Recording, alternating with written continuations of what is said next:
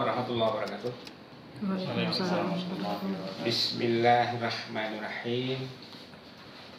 A'udzu billahi an akuna minal jahilin. Saudara, mari kita ingat kembali bahwa pokok materi kita itu ada dua ya. Pertama itu wawasan atau makna Al-Quran. Yang kedua bahasa Al-Quran. Kalau guru kita dulu mengajar itu susunannya seperti itu, wawasan dulu, kemudian bahasa, dan kemudian bahasa ini dikatakan oleh beliau tidak menentukan makna, karena yang menentukan makna itu adalah teori makna ya. Teori makna itu dengan kata lain adalah ilmu tafsir. Nah ini pernyataan ini entah mungkin disalahpahami oleh sebagian orang, teman-teman, sehingga perkataan beliau bahwa bahasa tidak menentukan makna, yang menentukan itu adalah teori makna, itu menimbulkan pengertian bahwa belajar bahasa itu nggak penting. Ya, yang pertama. Sehingga banyak di antara teman-teman kita itu ya tidak mau belajar bahasa. Itu yang pertama. Jadi kesalahpahaman ya. Padahal wadah makna itu kan apa kalau bukan bahasa ya? Bahasa itu kan dikemas apa? Makna itu kan dikemas dalam bahasa. Jadi kalau kita mengabaikan bahasa sama dengan kita mengabaikan kemasan makna. Nah, sedangkan teori makna itu fungsinya ibarat mau mengemas sesuatu ya harus ditata gitu kan, harus ditata sesuai dengan proporsinya. Nah itu jadi masing-masing ada fungsi pentingnya dan masing-masing dan keduanya sama-sama menentukan. Jadi salah kalau dikatakan bahasa tidak menentukan makna ya, karena bagaimanapun bahasa itu katakanlah yang paling sederhana, yang paling kalau kita lihat hierarkinya ya, bahasa itu kan paling rendah itu kata ya. Nah kata itu kan mengandung makna, kata mengandung makna. Cuma nanti kalau dihubungkan dengan teori makna, nah kata ini katakanlah satu kata Quran bisa mempunyai makna beberapa, misalnya dalam bahasa Indonesia. Nah untuk kita memilih salah satu makna itulah di situ berperan teori makna gitu ya. Di samping juga ya di dalam bahasa itu kan ada yang namanya logika bahasa. Logika bahasa itu dengan kata lain adalah tata bahasa atau grammar dalam bahasa asingnya ya. Jadi sekali lagi materi utama kita itu dua, yaitu wawasan Al-Quran atau makna Al-Quran, kemudian bahasa Al-Quran. Nah, kalau kita bicara teori makna itu belakangan ya, belakangan. Jadi intinya adalah wawasan dan bahasa. Nah, sekarang saya cenderung membalik kembali susunannya kepada susunan semula gitu kan. Bagaimana susunan semula? Susunan semula itu bukan wawasan dulu, tapi bahasa dulu. Loh, kenapa guru kita dulu mengajarkan wawasan dulu, bahasa belakangan? Ya itu karena ada masalah dalam pengajaran bahasa. Artinya pengajaran bahasa itu katakanlah bahasa Quran misalnya kita anggap bahasa Arab misalnya kan, atau ya serumpun dengan bahasa misalnya kan. Tapi ada pertanyaan menarik. Kalau misalnya kita mengatakan bahasa Arab Al-Quran itu serumpun dengan bahasa Arab, induknya bahasa apa? Gitu ya. Kalau ini pertanyaan menarik dari salah seorang teman. Kalau Al-Quran dengan bahasa Arab itu serumpun, lalu induk rumpunnya apa? Ya kan? Jadi coba kita lihat. Misalnya ini pohon bambu. Saya katakanlah ini pohon bambu. Ya. Kumpulan pohon bambu gitu kan? Ya enggak? Misalnya ini kumpulan pohon bambu ini ada dua jenis. Misalnya kan? Dua jenis diikat dalam rumpun. Serumpun ya. Jadi sekarang yang menjadi pengikatnya apa? Yang menjadi rumpunnya apa?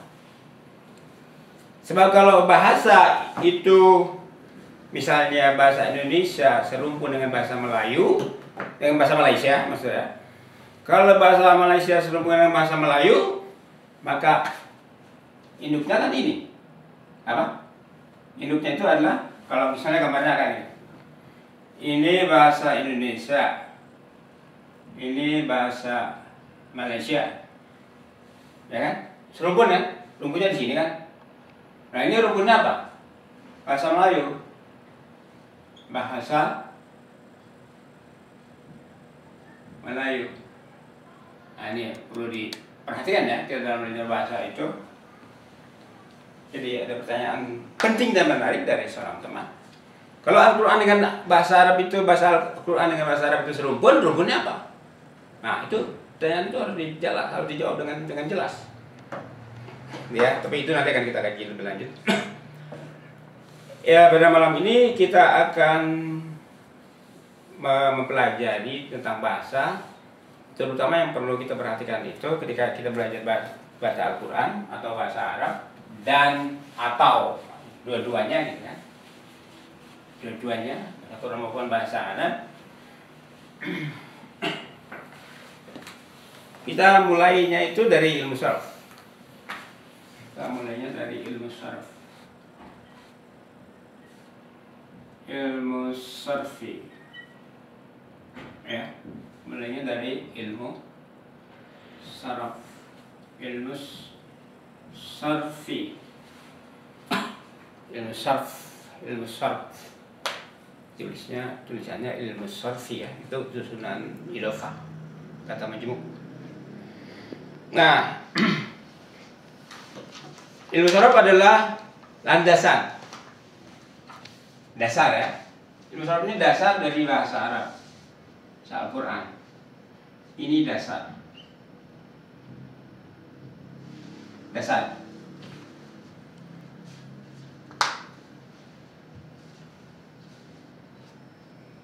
Setelah itu baru ilmu nahwu. Setelah itu baru ilmu apa? Ilmu bahasa. Apa ilmu sastra? Misalnya dari balaghah ya, kalau dalam istilah pesantren balaghah. Jadi ada ilmu sarfi, ilmu nahwi, ada balaghah. Dan selanjutnya entah apa lagi dalam pesantren itu nanti kita akan lihat apa kalau kita perlu pelajari kita pelajari, kalau enggak ya enggak usah. Ngapain mempelajari sesuatu yang enggak perlu ya? Yang perlu aja. Artinya perlu itu bisa mengantarkan kita untuk memahami Al-Quran. Nah, kembali kalau kita belajar ilmu saraf, saya katakan bahwa ilmu saraf ini merupakan landasan dari ilmu bahasa. Katakanlah, kenapa ini dikatakan dasar? Karena kajiannya adalah kata. Ya, karena kajiannya adalah kata. Kan kalau dalam hierarki bahasa, ya terbalik, piramida terbalik. Yang kembali ya, bahwa dalam hierarki bahasa susunannya seperti piramida terbalik. Yang pertama itu wacana, yang kedua alinea atau paragraf, yang ketiga itu kalimat, yang keempat kata. Ada juga yang sampai ke huruf ya, susunannya kayak piramida terbalik. Nah, jadi dari hierarki bahasa, dari ke pangkat-pangkat bahasa, dari hierarki bahasa, maka yang kita lihat di sini yang dianggap terendah itu kata ya. Nah, saraf itu mengaji kata, tapi dengan catatan bahwa dalam ilmu saraf, dalam tata bahasa Arab, dalam bahasa Arab, otomatis bahasa Quran juga begitu, bahwa kata itu sama dengan kalimat. Kata itu pada hakikatnya sama dengan kalimat. Kalau kita bicara bahasa Arab, kata itu sama dengan kalimat ya, kalau kita bicara bahasa Arab.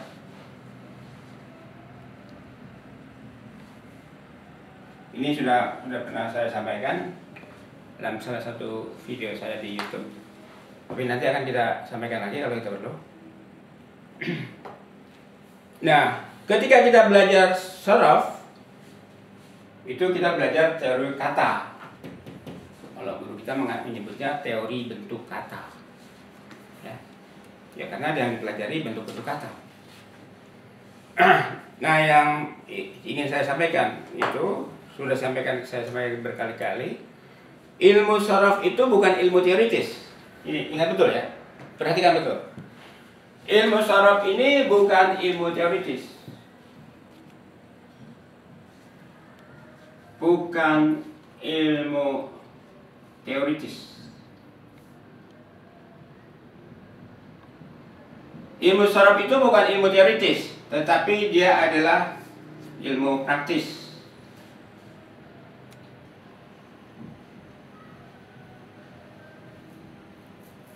Yang dimaksud ilmu praktis ini, kalau saya ungkapkan dalam bahasa yang lain, ilmu sorof itu bukan ilmu untuk dipikirkan, ya. Pertama ya, untuk belajar sorof gak usah berpikir. Loh, emang bisa belajar nggak berpikir? Ya maksudnya nggak berpikir rumit-rumit gitu kan, berpikirnya sederhana aja. Jadi belajar ilmu sorof itu nggak perlu berpikir rumit, sederhana saja. Nah, sekarang selama ini yang membuat ilmu sorof itu menjadi rumit karena kita diajak berpikir rumit. Akhirnya banyak orang belajar sorof itu belum apa-apa udah lari. Ya. Kemudian karena dia ilmu praktis, maka ilmu sorof itu bukan ilmu tidak harus dipikirkan, tapi harus dilatih. Nah ini dilatih. Jadi kata kuncinya dalam belajar sorof itu latihan, dan latihan. Ya. Nah, beberapa hari ini saya mendapat pertanyaan dari seorang ibu yang berasal dari Jawa Timur, sebuah tempat di Jawa Timur. Kebetulan beberapa minggu lalu, barangkali belum sebulan, atas permintaan dia, saya mengirimkan video-video saya yang ada di YouTube. Jadi saya masukkan ke CD, saya kirim ke dia. Dan ternyata katanya kiriman CD saya itu membuat kegiatan di tempat dia itu yang tadinya sudah vakum, jadi aktif lagi. Jadi yang tadinya ngajinya pada berhenti, setelah dapat kiriman video saya, rupanya itu berpengaruh ke mereka. Jadi mereka giat belajar lagi.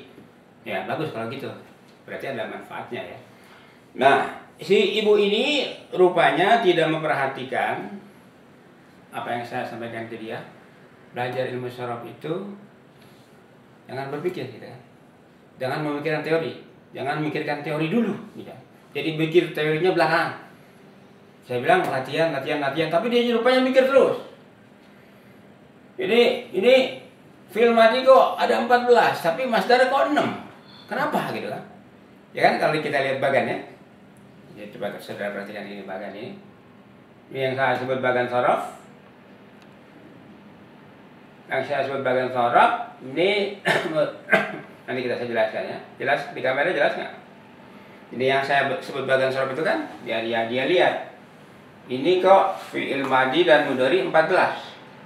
Terus setelah itu merangkak ke apa? Madi, mudhari, masdar kan? Masdar kok 6? Dan dia bilang kalau misalnya yang 6 itu mencakup domir huwa, huma, hum, ya, huma, huna, terus yang anta nggak ada masdarnya.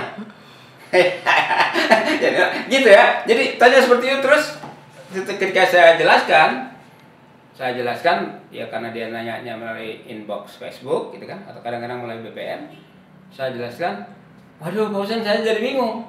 Terus saya bilang, makanya saya bilang jangan mikirin teori dulu. Semua itu kan ada gilirannya. Bukan berarti kita nggak belajar teori. Semuanya ada gilirannya gitu. Kalau lagi giliran berarti aja dulu. Jadi ini ya. Jadi ketika kita belajar bahasa itu pada awalnya, mari tempatkan diri kita sebagai orang yang lugu. Seperti anak-anak gitu kan. Pertama meniru gitu kan. Tapi di dalam ilmu sorof ini menirunya itu dengan yang mengikuti pola. Nah, kembali bahwa bagan ini kalau Anda pikirkan ini akan bikin pusing. Kenapa? Karena ini apa sih huruf Arab di baris-baris gitu kan, di kotak-kotak. Ini kalau Anda pikirin ini pusing.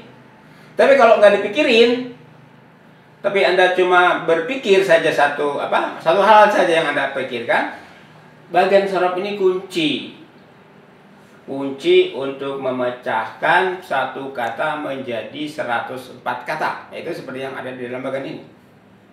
Ya, jadi saya ulangi, ini bagian ini kunci untuk memecahkan satu kata menjadi 104 kata.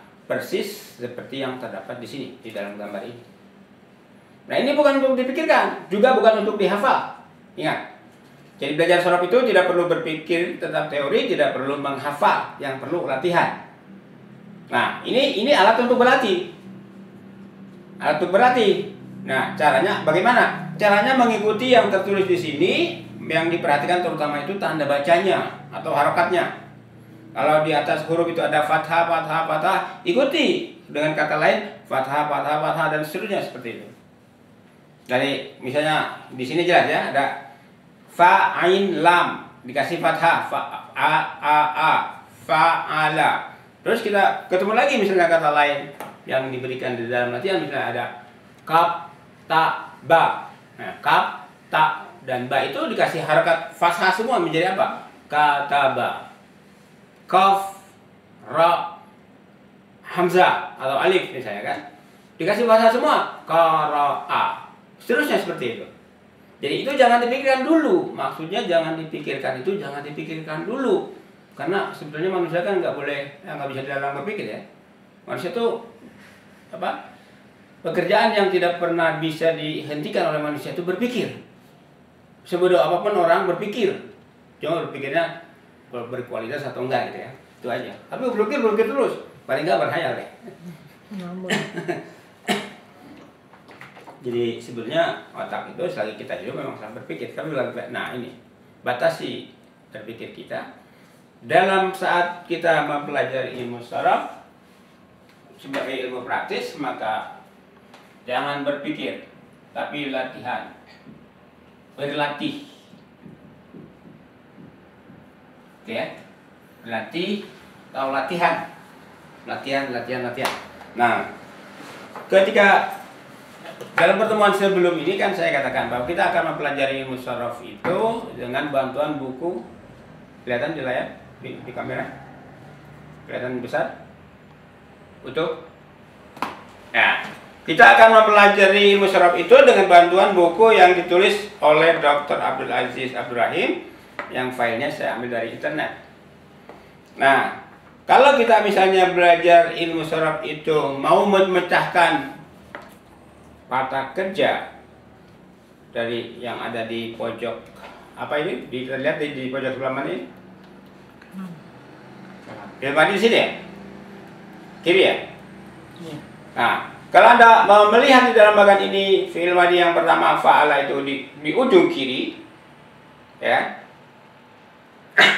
Nah, nanti fi'il madhi yang ada di ujung kiri itu dipecahkan menjadi 104 kata semuanya. Nah, di dalam buku ini tadi saya hitung-hitung, belum saya teliti betul, baru sepintas lalu.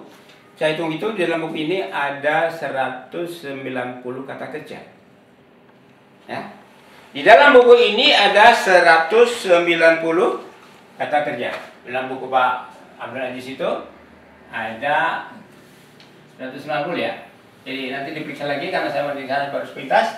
Ada 190 kata kerja yang bisa dipecahkan ke dalam melalui 16 pola. Melalui 16 pola. Pola yang saya katakan pola itu intinya 10, karena ada variasi menjadi 16 ya. Intinya 10. Jadi sebenarnya pola yang intinya itu cuma 10 ya. Cuma 10 pola intinya. Kemudian karena ada variasi, polanya seolah-olah ada 16 ya. Nah, coba saudara bayangkan. Kalau Anda berlatih misalnya satu hari berlatih memecahkan satu kata kerja dengan pola ini, maka 190 kata kerja itu bisa selesai dalam berapa hari? 190 kata kerja kalau kita kerjakan otomatis kalau dikerjakan satu hari satu ya 190 hari gitu ya. Tapi kalau misalnya kita hanya seminggu sekali berapa? 190 minggu. berapa tahun tuh? Satu tahun aja 57 minggu ya. 57. Jadi bisa berapa tahun tuh? Sekitar 4 tahun ya, sekitar 4 tahun. Kalau kita mau berlambat-lambat, tetapi, nah kalau misalnya yang usah setiap hari lah, seminggu 2 kali, 3 kali misalnya kan, bisa. Tapi perlu saya jelaskan juga rahasianya. Ketika Anda sudah kecanduan ini, jangan-jangan satu hari Anda bisa kerjakan 10 kata kerja. Kalau udah kecanduan, gitu kan. Ya ini pengalaman istri saya ketika dia latihan dengan pola ini, dengan bagan ini, dia itu sampai saking gilanya gitu kan, nulis di buku nggak puas, dia nulis di lantai pakai spidol gede. Itu coba bagan ini dikembangkan oleh dia di lantai, sambil nongkrong gitu. Wah ini gila juga. Jadi memang belajar solo bisa bikin orang gila. Seperti itu ya, gila menghafal, gila nulis. Tapi saya ulangi lagi, kita tidak harus menghafal ya. Jadi pola-pola ini yang di dalam bagan ini adalah kunci untuk latihan, panduan untuk latihan. Ini langkah pertama ya. Jadi langkah pertama kita belajar sorof itu dengan berlatih memecahkan kata melalui panduan bagan ini. Jadi di bagan ini ke bawah itu ada susunan ke bawah itu 14 kata, susunan ke samping 12 kata. Dalam silap pesantren itu tasrif 14, tasrif 12. Ada juga yang ke samping itu oleh mereka dikatakan tafsir 10, tasrif 10. Kenapa? Karena kata kerja pasifnya nggak disertakan. Ya ini tentang bagan ini nanti ini bisa diuraikan secara teoritis ya. Tapi selagi kita belum membutuhkan itu, ya tidak perlu, karena kalau diuraikan secara teoritis Anda akan pusing duluan. Jadi sekali lagi, pertama berlatih. Nah, jadi saya ingatkan lagi pernyataan saya sebelum ini bahwa bagi orang dewasa belajar bahasa itu langkah pertama adalah mengetahui kajian bahasa itu secara global ya. Jadi big picture-nya dulu ya. Jadi yang pertama yang harus diketahui oleh orang dewasa ketika dia belajar bahasa adalah big picture-nya dulu. Nah, kalau kita kaitkan dengan hierarki bahasa, ya big picture bahasa itu seperti ini gitu kan. Bahasa itu secara keseluruhan adalah wacana, alinea, kalimat, kata. Atau mau diperkecil lagi menjadi misalnya suku kata sampai yang terkecil huruf misalnya kan, unsur-unsurnya itu. Nah, dengan mengetahui hierarki bahasa ini, kita sudah mengetahui bahasa secara global, gitu ya. Nah, kalau dalam ilmu sorof, nah coba perhatikan. Big picture dari ilmu sorof itu yang pertama adalah pola-pola tadi, ya. Jadi apa tuh big picture itu kalau kita terjemahkan dalam bahasa Indonesia apa? Garis besar, gitu ya. Gambaran besar. Ya istilah Indonesia garis besar, gitu kan. Kalau bahasa Inggrisnya big picture itu diterjemahkan dipahami oleh orang Indonesia sebagai garis besar kan, garis besar atau pokok-pokok pokok-pokok bahasa gitu ya. Garis besarnya ilmu sorof itu pertama 10. Maksud 10 itu apa? Karena kita belajar ilmu sorof untuk memahami Al-Quran, maka kita ingat di dalam Al-Quran hanya ada 10 pola. Hanya ada 10 pola. Itu yang kita pegang pertama. Dan 10 pola ini nggak perlu dihafal. Kembali lagi saya katakan. Yang 10 pola ini dengan variasinya sehingga menjadi 16. Itu nggak perlu dihafal. Nggak harus dihafal. Kenapa? Karena kalau kita berlatih nanti hafal sendiri. Nah, seperti istri saya misalnya menghafal bagan ini sekitar berapa hari? Seminggu ya. Seminggu. Nah, teman saya yang di Jawa Timur tadi juga nggak sampai sebulan dia sudah hafal, walaupun tidak disuruh dihafal kok. Nah, tapi dia mengikuti apa yang saya lakukan. Dia bikin bagan ini dia tulis tangan, bikin besar dari di kertas manila, dibikin besar gitu kan, ini ditulis ulang dengan tangan dia, dibikin besar di kertas manila. Kira-kira kertas manila itu ukurannya berapa? Ada nggak ukurannya 50 kali 80? Ada nggak? Kertas manila kertas apa? Nggak tahu. Kertas manila, kertas karton yang biasa dijual di warung-warung itu. Ya, jadi kira-kira apa? Ya ada 50 cm kali 40 kali. Oh, lebarnya bisa 80 atau 1 meter lah, katakanlah 1 meter kali setengah meter misalnya, itu 1 kali 60 misalnya kan. ya katakanlah segini lebarnya, panjangnya, nah lebarnya segini, jadi cukup. Nah itu dia tempel di dinding, entah dari dia bilang diajarin sama istri saya itu harus sering-sering lihat bagan gitu kan.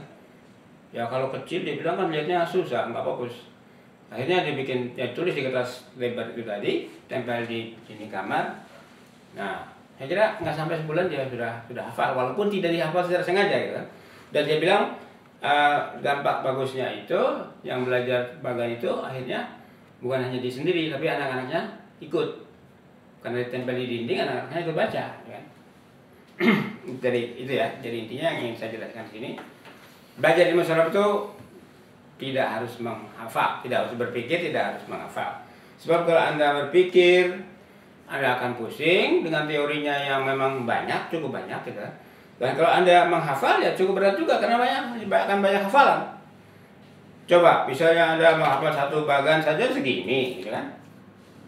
Ini ya minimal, ya kan yang paling cepat katakanlah 1 minggu, 1 bagan. Nanti kalau 2 bagan berapa? 2 minggu. Nah ini kadang-kadang kalau cara menghafal seperti itu, yang sudah dihafal duluan biasanya lupa ketika kita menghafal yang baru. Tapi kalau dilatih, nah coba ingat, ketika kita berlatih ilmu saraf dengan bagan itu, kita sedang membuat fondasi, ya. Kita sedang membangun fondasi bahasa dalam diri kita. Ketika kita berlatih dengan saraf dengan bagan, ketika kita berlatih, pada akhirnya kita sedang membangun fondasi bahasa.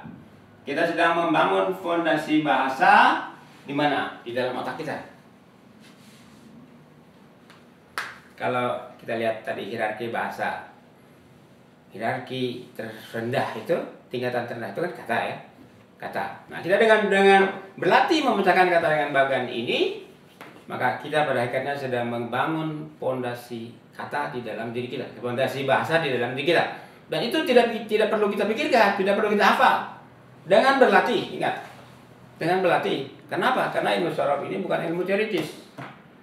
Kembali saya tegaskan, ini ilmu praktis. Ilmu praktis itu bukan untuk dipikirkan, tapi untuk dikerjakan, dilatih. Nah, berlatihnya itu yang pertama-tama harus Anda tekankan adalah bukan berlatih menulis. Jadi ingat, tidak perlu menghafal, tidak perlu berpikir, tidak perlu menghafal, tidak perlu menulis. Yang Anda perlukan langkah pertama adalah apa? Memecahkan kata demi kata, kata kerja demi kata kerja menjadi 104 kata. Dengan cara apa? Dengan cara Anda melihat bagan ini, dan mengambil kata-kata yang lain. Di sini ada fa'ala. Kita ambil misalnya apa? Jalasa. Fa'ala menjadi jalasa. Fa'ala menjadi jalasa. Fa'alu menjadi jalasu. Fa'alat menjadi jalasat. Fa'alata menjadi jalasata, dan seterusnya seperti itu. Nah, itu di situ ketika Anda berlatih itu bukan menulis. Bukan menulis, tapi mengucapkan. Nah, ini. Mengucapkan. Jadi pertama dalam belajar bahasa itu mengucapkan, ya. Pertama yang harus Anda lakukan adalah ketika berlatih ini, yang pertama harus Anda lakukan adalah mengucapkan. Bukan menulis, bukan menghafal, tapi mengucapkan. Ini. Mengucapkan saja dulu. Untuk apa mengucapkan? Karena bahasa itu pertama adalah lisan.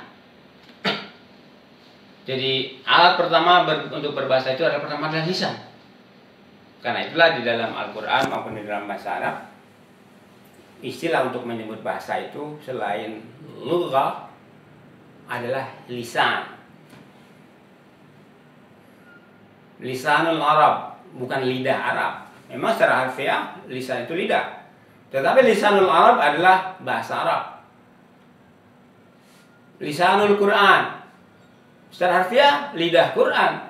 Tetapi yang dimaksud adalah bahasa Al-Quran. Jadi, nah kenapa bahasa disebut dengan istilah lisan? Karena memang berbahasa itu pertama-tama adalah mengaktifkan lisan, melancarkan lidah dalam mengucapkan kata-kata. Nah, di sini prinsipnya adalah kita berusaha membunyikan tanpa ragu. Membunyikan tanpa ragu. Itu yang pertama ya. Pertama, membunyikan tanpa ragu, lepas saja. Tanpa berpikir kembali, tanpa berpikir. Nah, berikutnya adalah berusaha mengucapkan itu dengan melatih lidah itu supaya fasih gitu kan. Misalnya ada huruf fa, kita baca fa dengan f, bukan pa. Seperti umumnya orang Sunda ya. Fa'ala mereka baca pa'ala. Ya orang Betawi juga kadang-kadang seperti itu. Fi'il PL. Ya kan? Fi'il jadi PL. Kenapa? F jadi bunyi P. Nah, itu sebetulnya mitos kalau misalnya orang Sunda tidak mengucapkan huruf P gitu kan. Siapa bilang orang Sunda tidak bisa ngomong F gitu, bukan P ya, F. Siapa bilang ngomong F? Maaf. Ya. Dia bilang, saya bisa kok ngomong F. Anda kalau Anda berkatakan tidak bisa, maaf, P lagi yang keluar. Itu masalahnya latihan. Ya, masalahnya latihan, bukan nggak bisa, latihan. Saya punya teman orang Surabaya. Begitu gilanya dia pada bahasa Arab, sampai-sampai ya pastilah bahasa Arabnya otomatis karena dia gila bahasa Arab, belajarnya terus menerus pasti. Sehingga pada entah kapan saya ketemu belakangan sama dia itu, sampai-sampai dia nyombong gitu kan, Bang, terus terang sekarang saya lebih pasti berbahasa Arab daripada berbahasa Jawa. Sombong ente. Bukan sombong, emang kenyataan begitu dia bilang. Kenapa? Karena saking cintanya gitu kan. Nah, kembali terutama latihan membunyikan. Berikutnya dengan latihan itu lidah menjadi lancar. Nah, otomatis nanti dengan latihan mengucapkan, kemudian ya ini ya, mengucapkan dulu deh langkah pertama. Jadi kata sebanyak ini tidak perlu Anda tulis, tidak perlu dihafal, ucapkan saja dulu. Ucapkan dulu. Dengan menjadikan dengan catatan bagan ini Anda jadikan sebagai kunci ya, kunci untuk melatih tadi. Misalnya kalau di dalam buku ini ada 190 kata kerja misalnya kan, ya dilatih. Bukan dihafal. Dilatih dengan lisan, bukan ditulis. Tapi teman saya yang di Jawa Timur itu rupanya dia nggak enak kalau nggak nulis. Ya dia nulis juga.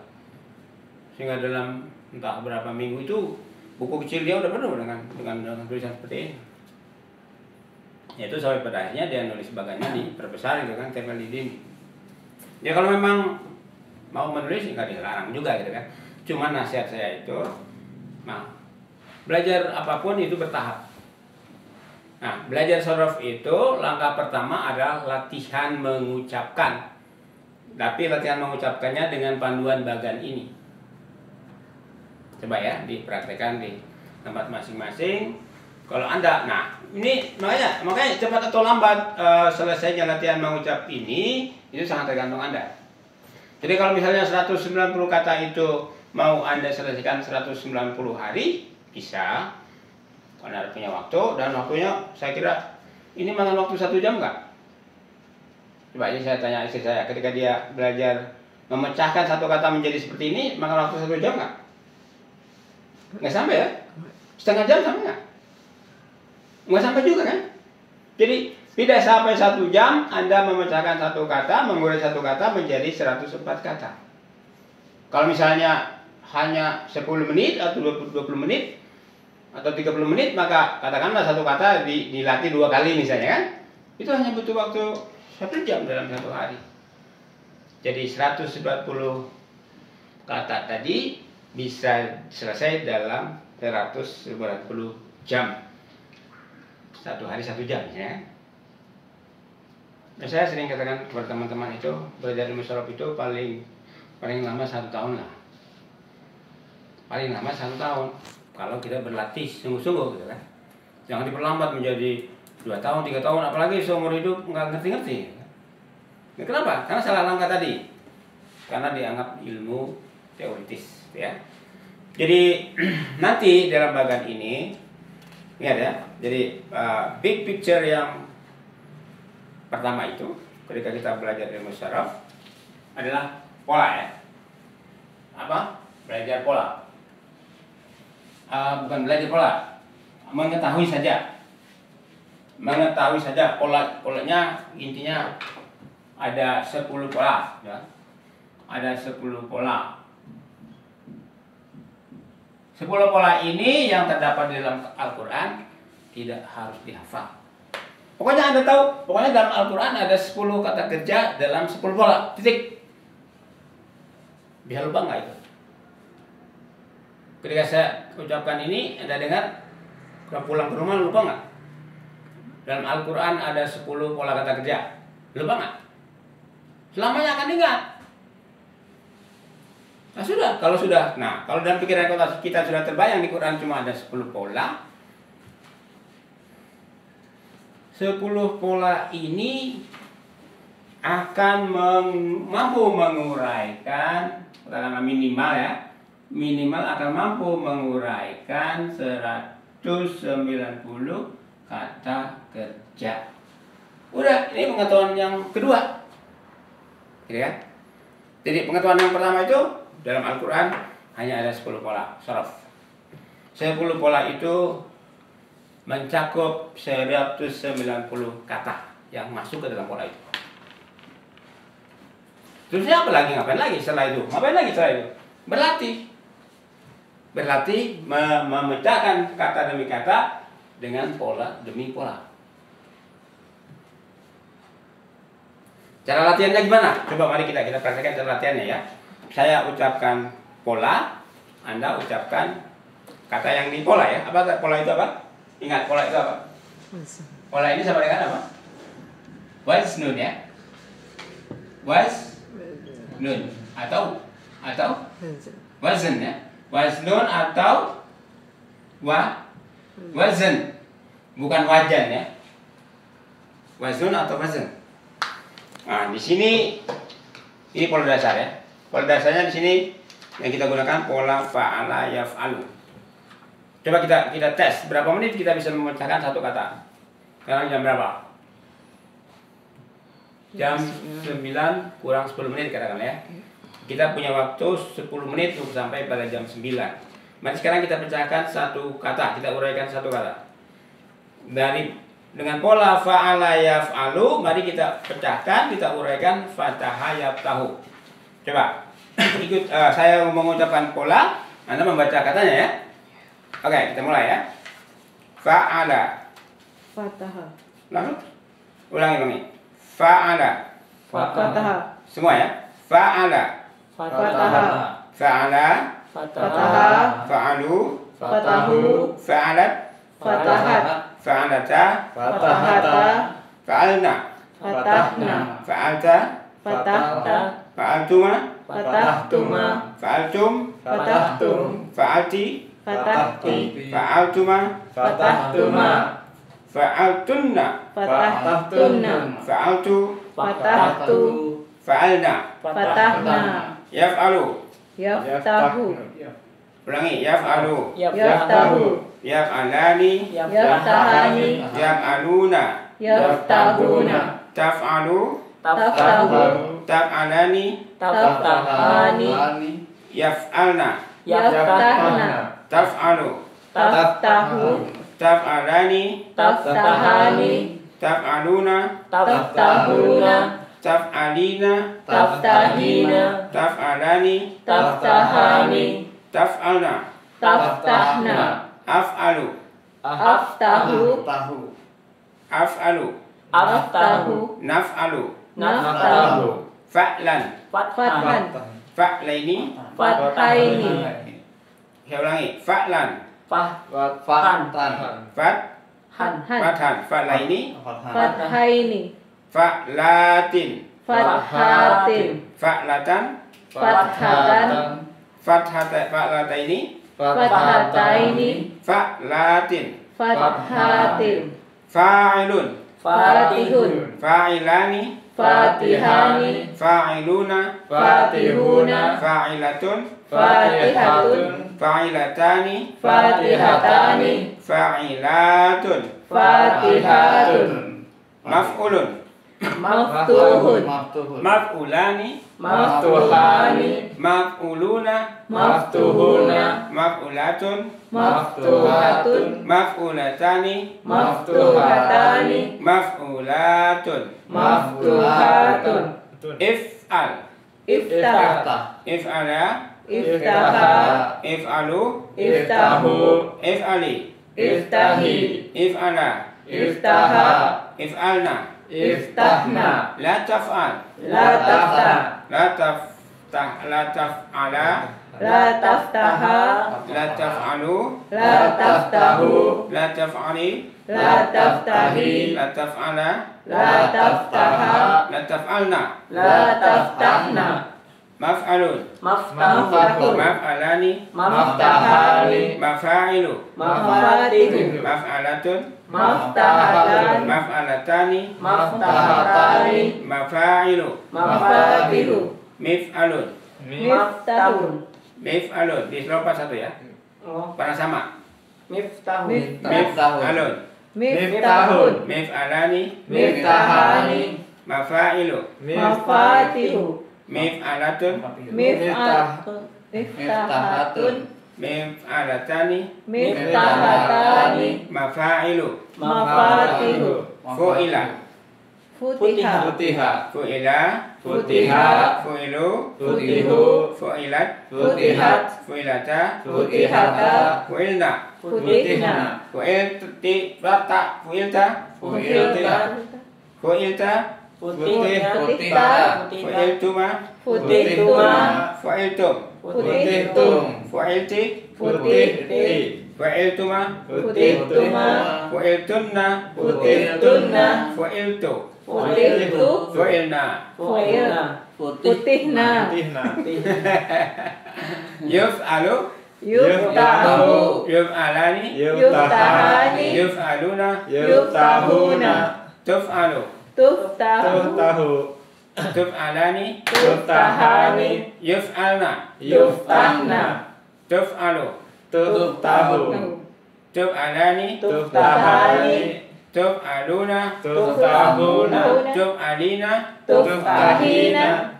tuf'alani, Tuftahani. tuf'alna, Tuftahna. tuf'alna, Tuftahna. uf'alu, Uftahu. nuf'alu. Nuftahu. Berapa nih? Cuma 5 menit. Jadi Anda berlatih dengan bagan ini cuma butuh waktu 5 menit. Katakanlah paling lama 10 menit. Jadi silakan dipikirkan bahwa belajar sorof itu saya katakan paling lambat 1 tahun. Dan Anda bisa mempercepatnya entah berapa persen gitu ya. Silakan dari setahun itu bisa turunkan menjadi 10 bulan, 6 bulan, 3 bulan. Itu terserah Anda berlatih. Nah, kalau sudah selesai berlatih demikian dengan lancar, saya katakan tadi, Anda sudah membangun fondasi bahasa di dalam diri Anda. Ya, ini akan melatih akan menciptakan kepekaan di dalam diri kita. Kepekaan untuk apa? Kepekaan untuk memecahkan kata. Kalau tadi misalnya dari fa'ala digunakan fa'ala digunakan untuk memecahkan, mengurai fathah. Ambil kata lain, Anda akan bisa menguraikannya jadi satu sembar kata. Misalnya bahkan bisa kita bermain-main untuk sekedar menghibur diri atau misalnya nggak ada kata kerja dari bahasa nggak ada, misalnya dari Quran nggak ada, misalnya nama mobil deh, Corolla misalnya. Bisa Anda pecahkan Corolla menjadi satu sembar kata dengan bagan ini bisa. Artinya untuk iseng ini untuk sekedar bercanda atau untuk membuktikan Anda sudah mahir belum dengan pola ini. Jadi mahirnya itu otomatis kalau sudah mahir sebenarnya kita sudah hafal tanpa disuruh menghafal, tanpa disengaja menghafal, kita sudah otomatis hafal. Jadi itu ya contoh kita melatih menggunakan bagan ilmu sharaf. Bagan ini kan kumpulan pola, kumpulan wazan untuk melatih menguraikan kata kerja menjadi 104 kata. Jadi saya ulang kembali. Pertama, ingat saja, satu kali saja udah pas saya yakin Anda nggak bisa lupa. Di dalam Quran hanya ada 10 pola. 10 pola itu mencakup 190 kata kerja yang Anda bisa urai masing-masing menjadi minimal 104 kata. Jadi 2 poin itu. Nah, poin berikutnya tadi yang sudah kita lakukan. Setelah kita tahu 10 pola ada 900 kata kerja, berikutnya adalah gunakan bagan sebagai alat berlatih. Bagan menjadi alat berlatih. Ingat, bagan menjadi alat berlatih ya seperti tadi itu contohnya. Kita lihat dengan bagan itu kita berlatih bisa hanya perlu waktu 5 menit. Kalau Anda lebih lambat mungkin 10 menit. Kalau dengan orang yang sama sekali lambat bisa lah ditolerir gitu kan, misalnya jadi setengah jam misalnya. Tapi itu tetap cepat dibandingkan kalau disuruh menghafal. Ya. Jadi 10 pola, 150 kata, bagan sebagai alat berlatih. Berikutnya apa? Nah, berikutnya ini nanti akan kita pelajari barangkali setelah ini ya. Berikutnya kita akan mempelajari bahwa bagan ini disusun sesuai dengan teori percakapan.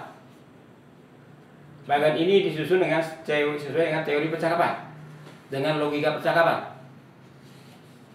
Nah, di dalam percakapan itu, ketika kita bercakap-cakap, dalam teori percakapan maksud saya, dalam teori percakapan itu,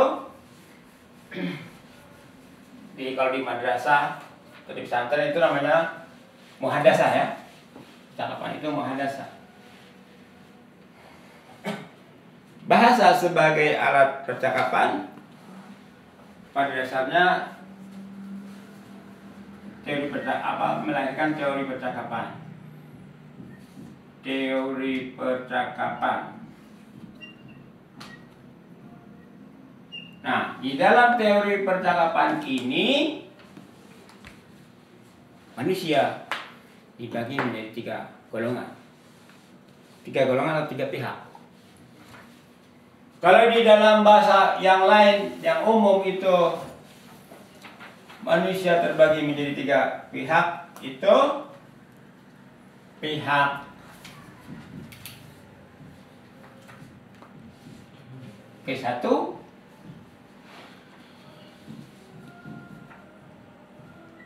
pihak kedua,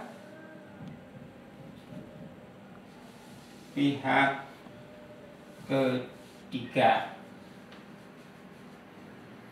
Nah, pihak ke-1 ini pembicara, orang yang bicara.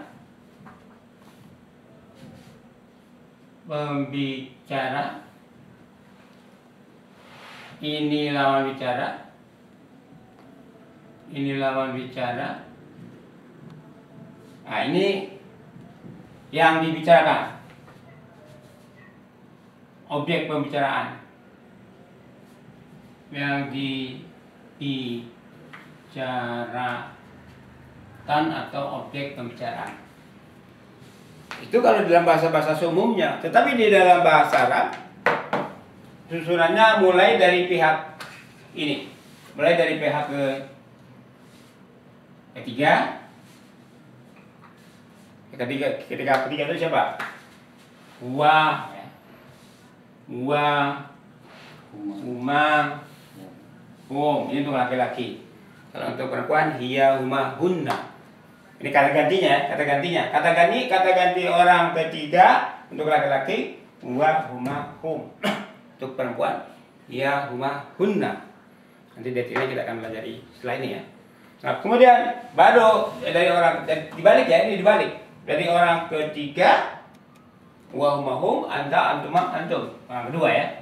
Orang ketiga, kedua baru orang ke-1. Orang ke-1 adalah ana dan nahnu pada gantinya ya. Jadi itu. Jadi nah, dengan catatan bahwa ya ini apa?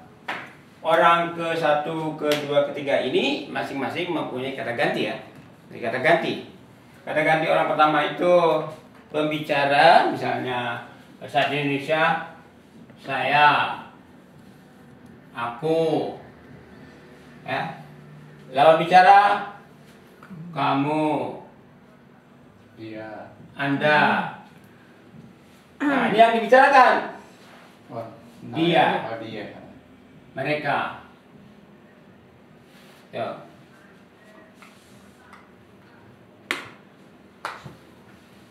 Nah, ini sebetulnya pelajaran tentang ini kalau di dalam bahasa Arab ini pelajaran tentang domir ya. Pelajaran tentang domir ini sudah buat videonya, bisa disebarkan lewat YouTube. Jadi yang sudah menonton mungkin sudah tahu, yang belum ya dipersilakan untuk tinggal nonton aja di YouTube ya. Nanti kalau perlu dijelaskan dengan cara lain, kita akan jelaskan lagi. Nah, yang perlu diperhatikan kata ganti. Ini kata ganti ya, semuanya ini kata ganti nama. Kata ganti itu ada dua macam. Ada yang aktif, ada yang pasif.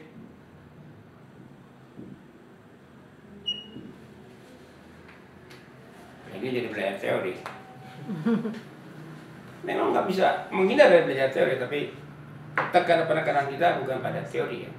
Jadi kalau Anda penasaran, bagian ini isinya apa sih? Ya itu nanti akan kita urai, benda lain.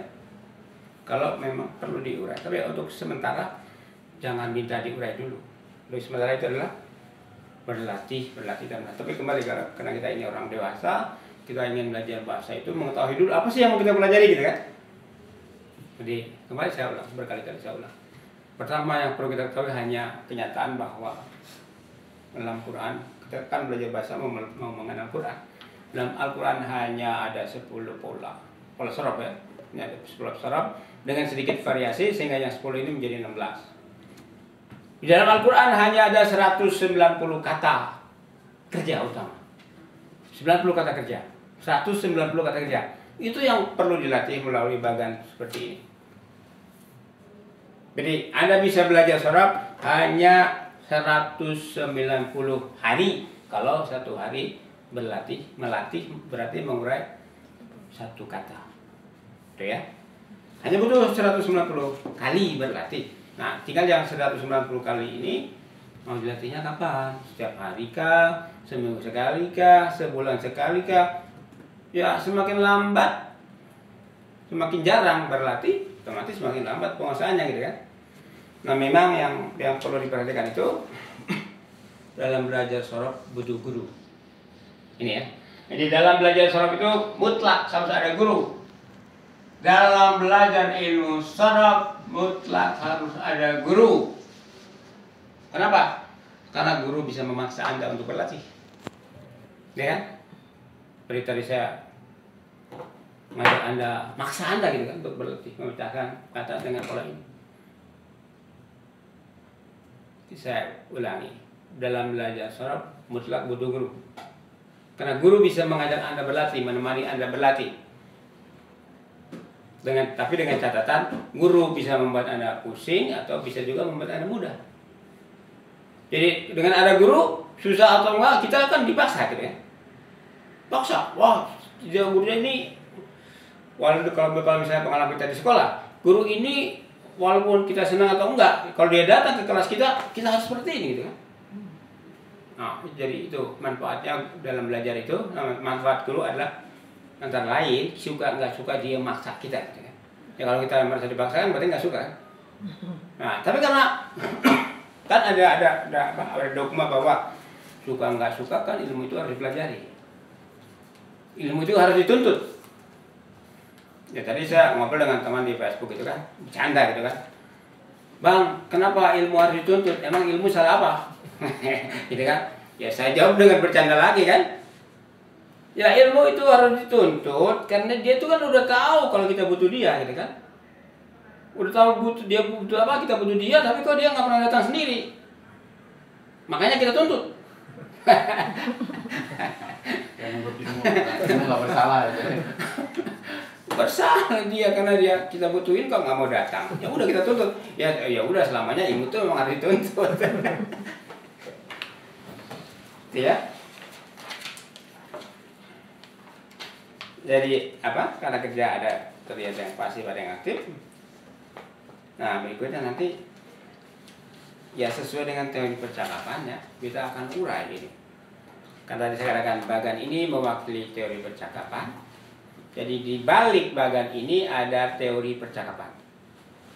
Nanti kita urai setelah kalau memang diperlukan teorinya ya. Semuanya akan dipelajari bertahap.